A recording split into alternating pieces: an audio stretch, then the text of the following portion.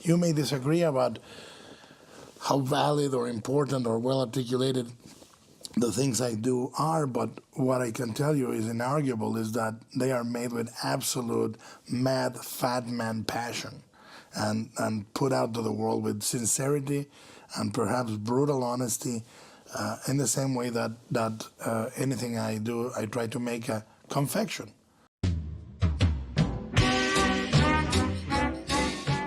Guillermo del Toro is one of the most beloved living filmmakers.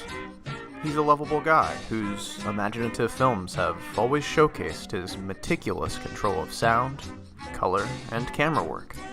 But rarely is he mentioned in conversations with Coens, Tarantinos, and Andersons. When his name does pop up, it's inevitably followed by something like, "I love Del Toro. Man, Pan's Labyrinth is an amazing movie." Are his other less commercial films just not for everyone? Or is he not the filmmaker we thought he was because we all saw this movie?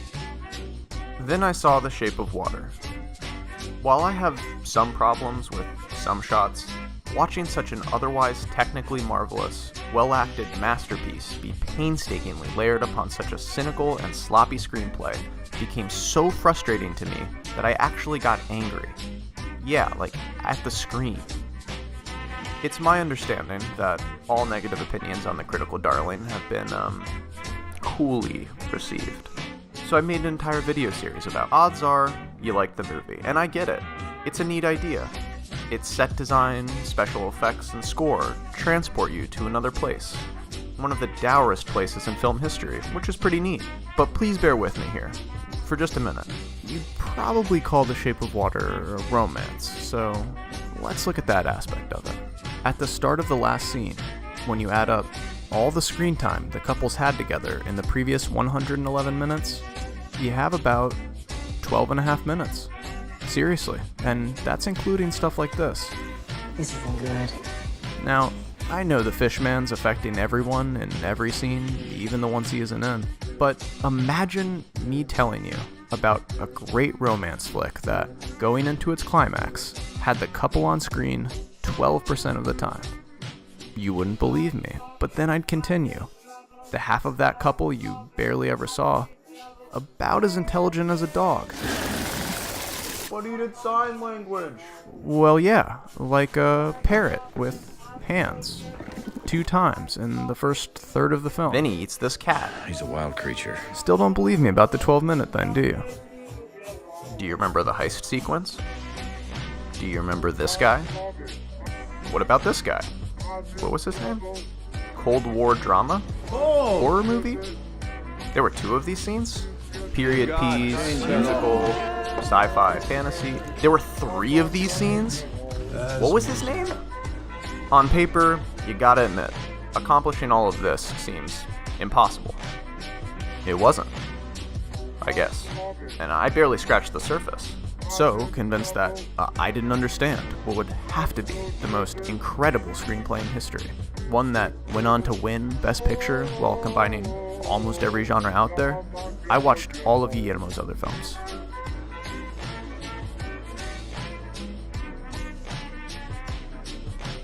The characters, I don't believe in the characters in the fables, because what I do are fables. Obligatory, Del Toro seems like a great guy who genuinely and passionately makes movies he loves, which is already more than a lot of people out there.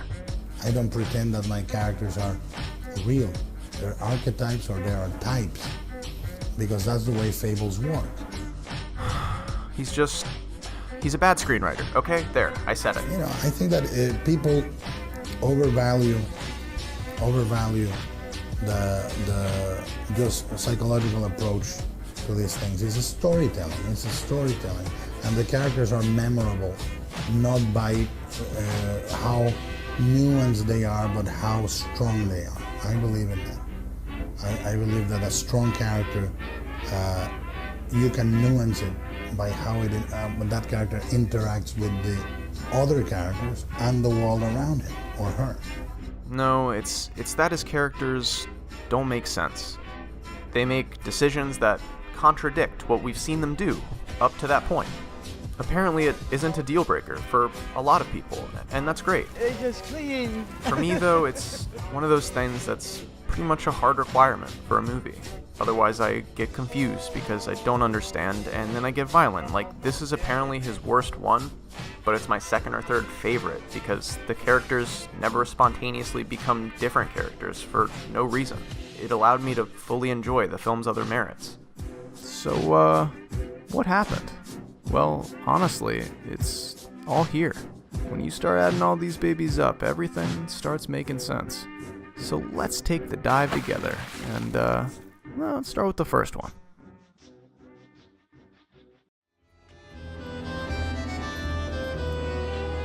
The most important movie in your life is, there are two that are very important. The first one and the last one. The first movie articulates your universe. To me, Cronos contains the essence of what I want to do. Cronos is the story of a magic vampire box that infects antique shop owner Jesus Grease with immortality, which he doesn't want, but this guy does. It's Del Toro's trademark genre mashup. Fantasy source material, humanistic drama. And when he isn't out of his gourd, Guillermo del Director does a super job of mixing genres without confusing my skull muscle. For some reason, everyone calls Cronos a horror film, I guess because it has a vampire whose face falls off, but here's the moment that vampire gets his first taste of blood. The camera starts close, without dollying in from the West Indies. There's nothing like this going on. Aside from just a dash of Darth Vader holding a lightsaber,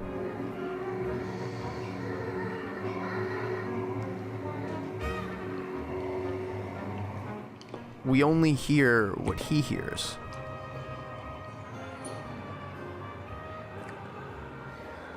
Jesus isn't just a vampire, he's a grandpa too. Scenes like these give him some depth, set Cronos apart from its source material.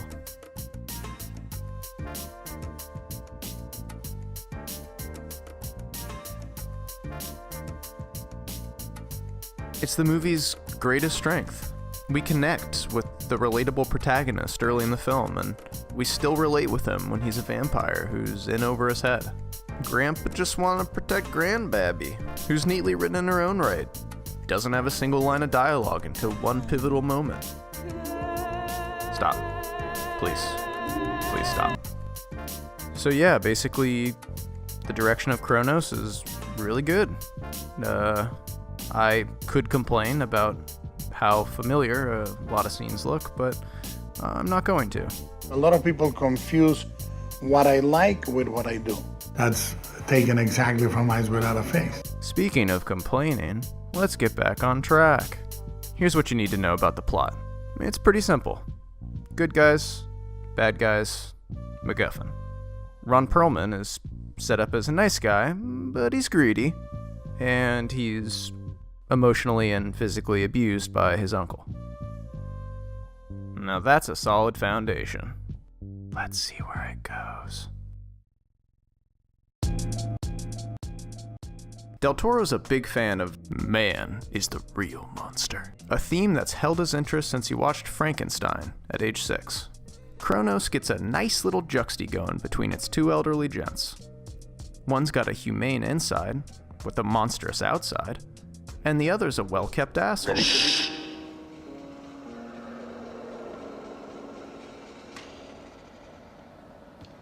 Why do you always have to be so noisy? In addition to the whole man-monster thing, Cronos does a lot of Christianity. It starts off kinda neat. The only problem is that when the thematic content is so heavily integrated with the character identities and the visuals, but it's also at logical odds with the plot, it confuses smooth-brain intellectuals like me. See, the main guy's named Jesus, and the bad guy's named Angel because he's there when Jesus is resurrected, but he's also the guy who killed Jesus. And her name's Mercedes, which means mercy, but she never does anything. She and I didn't see the character the same way. And instead of adapting and making the best of the situation, I went into an antagonistic relationship that didn't make the character be all it could be, even if we were in a disagreement. Oh, okay, well, I guess that does make sense. But the blood drinking is supposed to be like a communion thing, but Jesus is the one who drinks the blood? But wait, the box does drink Jesus' blood, but it's not like the box itself represents Christians who drink the wine, because Jesus smashes the box. What's in the fucking box? It's like some gears and like a beetle, I think. Oh, God! Oh, God! So Jesus is resurrected a second time, and he smashes the box. Oh. This is after he sacrificed himself to save the little girl, which, don't get me wrong, is an epic Jesus move. But she's without sin. It was actually Jesus' curiosity that caused all of their problems in the first place. The idea of Christian communion and Catholic communion and vampirism, and the idea of the vampire resurrecting, and Lazarus, and announced by guardian angel, Gray Jesus, Stigmata, Thomas the Doubter. You know, those quirks, those ideas, where I felt really necessary for a character that ends up giving his life consciously and not to continue things the way they are. That was one of the most well-known living storytellers, saying that he thinks allegory is necessary for a character to sacrifice their own life. Now, I can't say for sure that Guillermo del Toro doesn't understand how people work, but what I can say is that when it comes to screenwriting, maybe he doesn't think it's all that important. There are images that genre creates that no matter how silly the screenplay is or how silly the characters may be, there are moments now and then in genre that are moments of pure beauty. This is a guy that could make that broad token American, as you say, the token gringo in Cronos. And I believe Ron Perlman is a type, he's a comical, like when you create more sort of Dostoevskian workings for the characters, then the tone of the movie changes. I wanted to show that him and the girl, if the story went any other way, could have been friends, and that he actually liked the girl.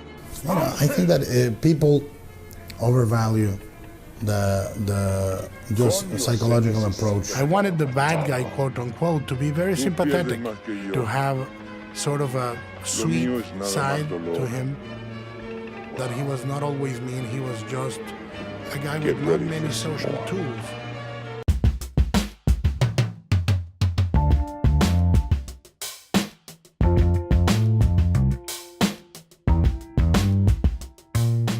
So Jesus decided to learn more about the box, and yeah. Jesus' humanity has reached its lowest point, and the humble antique shop owner fully succumbs to his thirst for blood right in front of his granddaughter.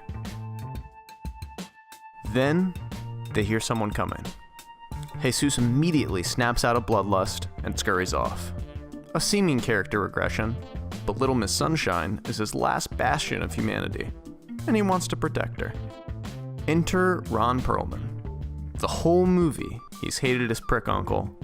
That fucker does nothing but shit and piss all day and he wants to live longer? And only wants the dying man's money. The new draft of your will. Doesn't care about El Boxo. Doesn't care about Jesus. Get up here immediately! Fucking cocksucking son of a bitch, asshole, pendejo. Perlman spends almost a minute lording over his uncle. And on a first-time watch, I promise you, halfway through his theatrics, you're positive our pair is sneaking towards the elevator. I mean, the guy is simply delighted. He isn't angry or trying to figure out what happened. The duo really is gonna make it out of this. They were just chilling. And by the time Perlman finishes off his uncle, Jesus has gotten bored, I guess. You. Finally ready to endanger his granddaughter, he scampers towards the exit, stopping along the way to smash up this window. He pushes her through dangerous shards of glass and follows her onto a balcony that's multiple stories high. Ronnie Boy, who's just achieved his only goal, the inheritance, and has never given a shit about Jesus or the box, says, This has to end. then puts his own life in danger to murder an elderly man and child because this has to... This has to end. What has to end? Is it the movie? Is he talking about the movie?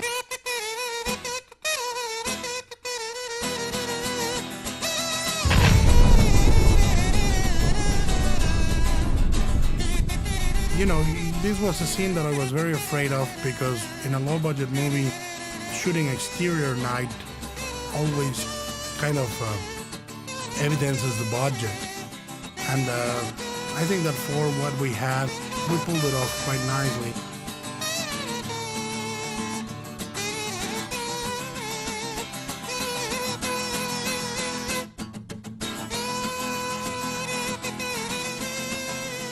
It was sort of the Mexican revenge to all those Mexican characters that appear in American movies as cartoony Mexicans that are greedy, kind of silly, and over the top. So I said, well, I'll do this to the American characters. Here's a little very private quote to one of my favorite movies, which is Phantom of the Paradise. I love the scene where Winslow Leach is crawling along the tarmac. I love that movie with such a passion. What the?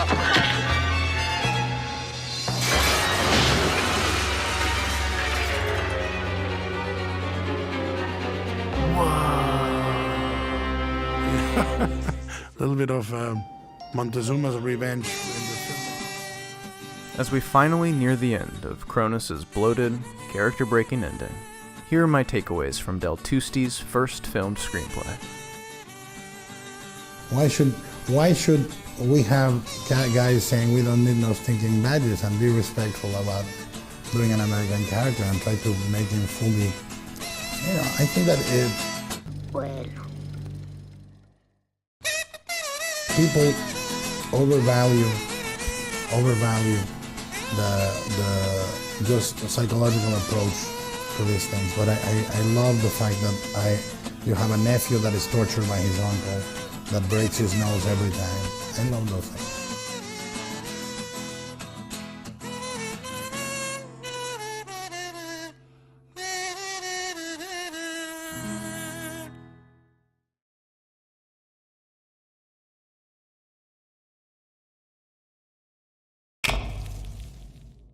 Mimic plays a unique role in Del Toro's filmography. It also plays a unique role in our little quest here, even though its screenplay features many of his hallmarks, including a big one that we'll come to know and love. Fitting it into his development as a screenwriter is messy. We rewrote this movie so many times. The original draft Matthew Robbins and I did. Then, shortly after that for screenplay, the rewrite partner I chose was John Sayles. After John Sayles came Steven Soderbergh. After John Sayles, after Steve Soderbergh, came other writers, Matthew Greenberg, Peter Eiler. I'm still going to talk about the screenwriting briefly, but the real story here is how Mimic's troubled production shaped our favorite guy into the director he is today. He learned how to shoot action, debuted his use of opposing camera movements, and took his sound, color, and set design to the next level. He also ran into limitations that forced him to compromise. His inability to do so effectively is evident in the director's cut and its commentary. It feels like two very different movies, with 4 different opening scenes. He complains about being forced to use second units, and eventually having to reshoot their scenes. All the crap that was shot by second unit. Isn't communicating his ideas and storyboards with those teams his job as a director? Is it possible that his refusal to collaborate with equals and direct a truly shared vision has prevented him from creating the best work that we'll never see? After Mimic, Del Toro would never again have to suffer through production with a complete lack of creative control. But adapting, compromising, and collaborating is important on every movie, especially those that employ extensive visual effects, and especially if the weakest part of your filmmaking is your screenwriting. That I think the soft love of the Russians should have its own momentum, and its own story. One quick example. Even if you haven't seen Pan's Labyrinth, you've probably seen this dude. Such a cool dude. Guillermo wanted him to have a skeleton crawl out of his mouth that then transformed into a new monster that crawled around on four legs because it reminded him of another movie. When his effects guys told him that that was financially impossible, he didn't talk to them for weeks. So, back to Mimic. Changes weren't just coming in from the studio. Mira Sorvino, the film's lead, had one request of her own. Let's see how that worked out. The only disagreement Mira and I have, just try again, has now been corrected in the director's cut. I must thank Mira Sorvino and offer her this director's cut as a big, cellulitically fat thank you from me. Try again. She didn't want to be pregnant, and I want her to be pregnant. You know, sometimes these things can be wrong. So now it's been restored that magically by the director's cut, Mira is pregnant. It's okay, I go. Bye. So aside from oozing with romance, what's Mimic about? Much like Cronos, it's a low-toned, simple twist on a classic tale about giant bugs with human face hands, featuring a piece of shit on the ceiling, piece of shit on the ceiling, and a kid with autistic superpowers. Huh? Figure that one out. Whoa, okay. Look, I'm sure you've got questions, and I've got answers. Hey, Steve, what you got for me? Yeah. Care to comment on being a disability shamer in 2019? Oh, no. You misunderstand. The character has autism. That's his only thing. That's the whole character. And there were many beautiful, poignant moments. The child, the autistic child, watched as the insects ripped his grandfather apart, and he continued playing the spoons because he was autistic. He shouldn't have responded. That, of course, got changed. I see, but autistic superpower?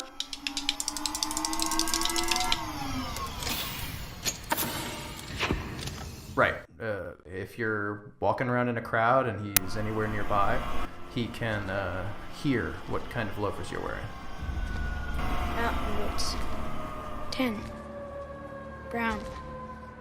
What? Yeah, Franklin, what's up? Yes, you mentioned some kind of bug with face hands. Could you expand on that? Peter, these are lungs. What the hell is she talking about? Biology 101. You know, insects don't have lungs. It's what limits their size. When I increased the Judas kept saying the more we explain them, the more we rob them of their magic. Thousands of generations. But who knows how many explain them we did. mutations? Listen, I just don't fucking get it. We changed its DNA, Peter. I mean, we don't know what we did. Judas evolved to mimic its predator.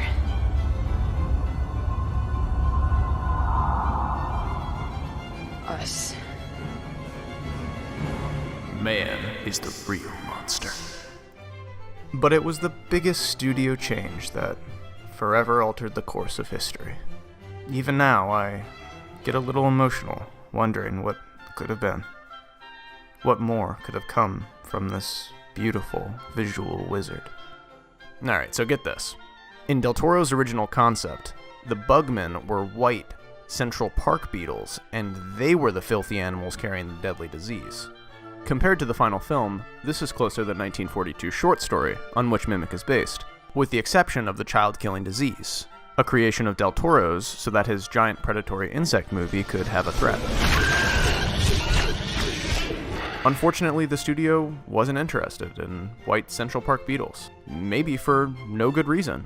Maybe because white reflective subjects are the hardest to computer generate, or maybe an inexperienced Del Toro at the time wasn't familiar with the shortcomings of CGI use in bright environments. So the studio calls a pre-production meeting to sort out the beetle business.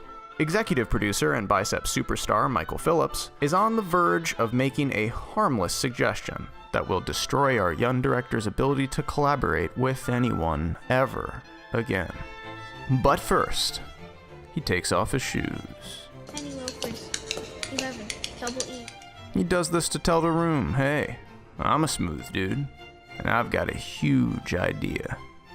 Then he whips it out in front of everyone. Well, if it's New York, what about cockroaches?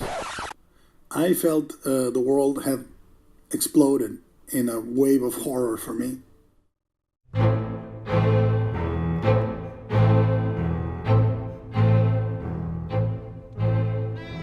Instead of adapting and making the best of the situation, I went into an antagonistic relationship that didn't want to be pregnant. So now it's been restored that Mira is pregnant. They said, listen guys, we shouldn't do that. We are going to be the giant cockroach movie, and there is no way you can go past that absolutely Z movie conceit.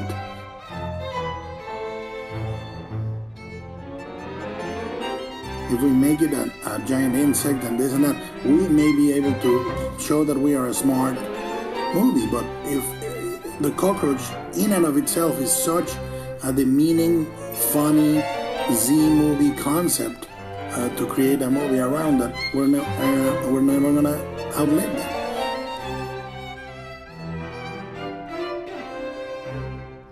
Essentially, I lost that argument throughout because New York, cockroaches, that's the perfect marriage, what every New Yorker knows, blah, blah, blah. Anyway, from then on, I was condemned to doing the best giant cockroach movie ever made. And what are you doing? Are you making an art film out of a B-bug movie picture? And I said to them, well, I think they are one and the same.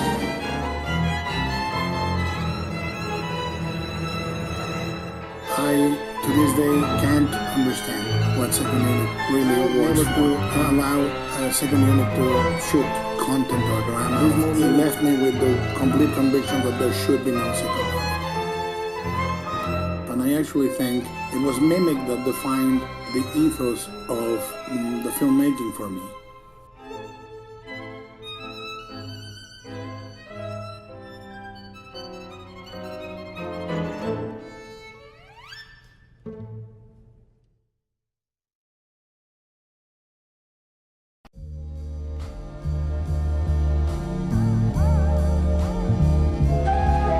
Magnificent.